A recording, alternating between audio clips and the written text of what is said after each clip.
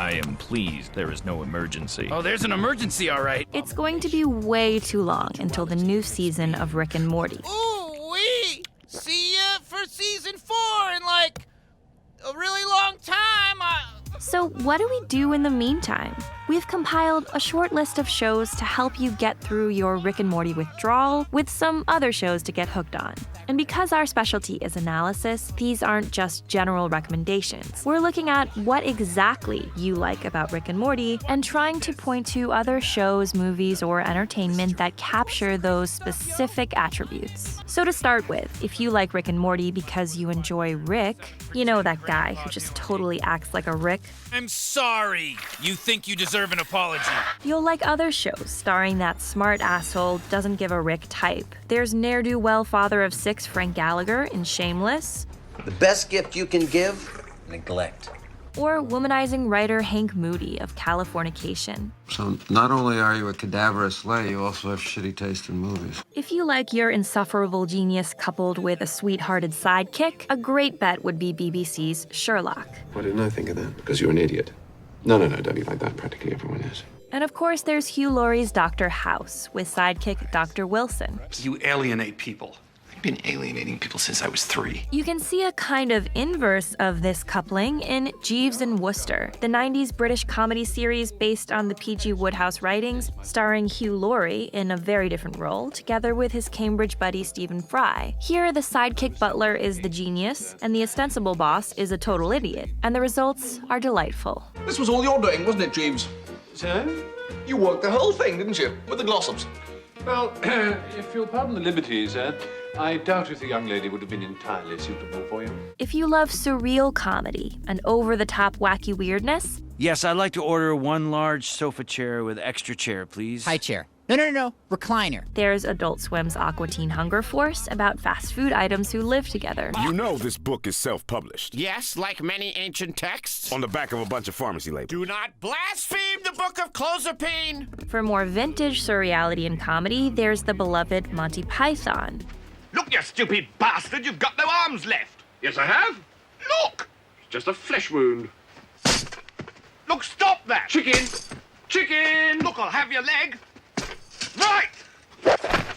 Or from the 2000s, check out The Mighty Boosh, Wind's my only friend.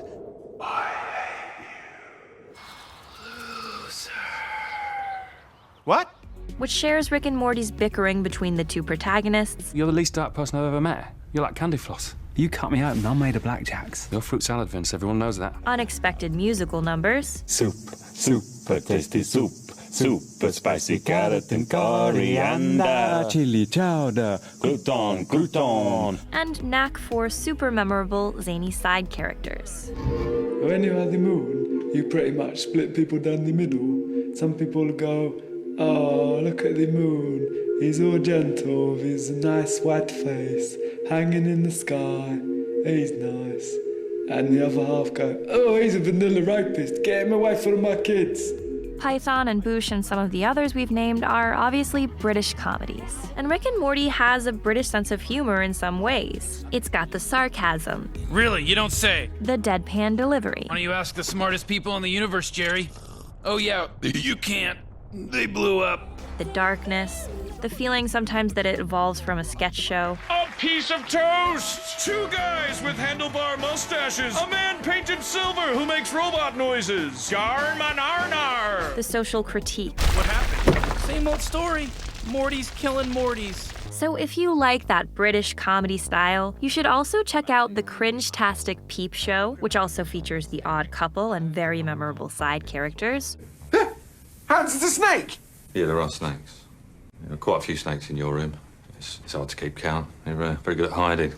Sneaky like that. Not to be too la-di-da, but is there a room with fewer snakes available? And the way that nothing really improves or changes in these characters' lives. Zara says we have only one thing to fear, and that's fear itself. It's a clever saying, isn't it? And what about losing all your money? Or shitting yourself in public? Or the tabloid press mistakenly outing you as a pedo? Or Alzheimer's, or all of those things, plus you're drowning. Or, if you've never seen it, watch the iconic Alan Partridge starring Steve Coogan. Interesting thing about news and current affairs. Would it be terribly rude to stop listening to you and go and speak to somebody else? And we'd highly recommend the wacky humor of Father Ted. Down with this sort of thing. Careful now. About 3 Irish priests living on a remote island. That's the great thing about Catholicism. It's so vague and nobody really knows what it's all about. If you love Justin Roiland's vocal performance and his trademark loose improvisational style, I'm Mr. Meeseeks! Look at me! check him out in the new Adult Swim show Hot Streets, created by Rick and Morty writer Brian Weissel. Roiland produces the show and voices the dog Chubby Webbers. So we can officially say Roiland's on another level now, creatively, seeing what he can do in extended sequences of not even saying any words. It doesn't matter what kind of disguise, just distract him.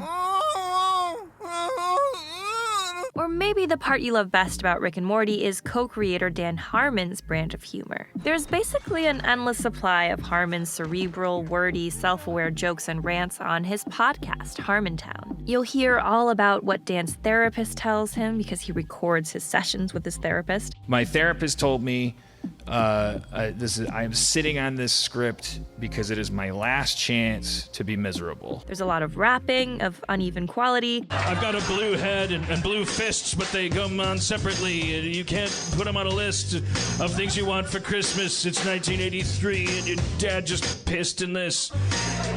Fruit punch. And a bevy of creative insights into our world. Insurance has to be one of the, that's like the dorsal fin on the shark of capitalism. And if you like Rick and Morty's pop culture referentiality and the way the characters seem aware they're in a show, roll the credits, go! Just shake that ass! That's the end of season 1! try out Harmon's previous series, Community. Well, I didn't realize we were really good friends. I figured we were more like Chandler and Phoebe. They never really had stories together. Sure, I'll do it, Chandler. The show features another Rick type learning to care for others in spite of himself. And Justin Roiland even gets a cameo in the last episode as a character who sounds suspiciously like Mr. Meeseeks. Hey, what about me? Hey, everybody, look at me. I'm Ice Cube Head. I've got an ice cube for a head. I also eat cell phones, so you better be careful with those cell phones around me because they taste like prime rib where I'm from. I'm Mr. Meeseeks! Look at me! One thing you might love about Rick and Morty is that it has really imaginative science fiction what-ifs. Episodes are like thought experiments that the show follows through to their wild and crazy conclusions, to unflinchingly stare at the problems of human existence. Rick, what about the reality we left behind? What about the reality where Hitler cured cancer, Morty? The answer is don't think about it. So if you're interested in sci-fi that's deeply philosophical and carries through to dark conclusions, try Charlie Brooker's Black Mirror. I'm talking about taking Carrie's consciousness from that broken shell and putting it in there. You talk like a voice inside my head? Like the whole of her inside your head. Like a hitchhiker, like a passenger. Or Electric Dreams, another anthology series that's based on the short stories of Philip K. Dick. But there's only me, Ed. And I'm running out of time.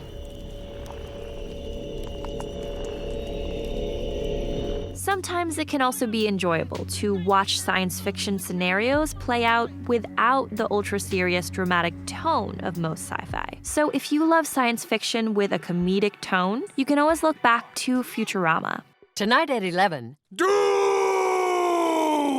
It had Rick and Morty's smarts and dedication to following through on jokes. The writers once went so far as to invent a mathematical theorem to solve a plot point. And for even more classic sci-fi comedy, go for The Hitchhiker's Guide to the Galaxy by Douglas Adams. It's a tough galaxy. If you want to survive out here, you gotta know where your towel is.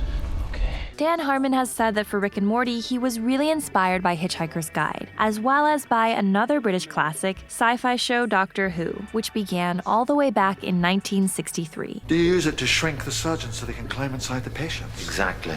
Fantastic idea for a movie.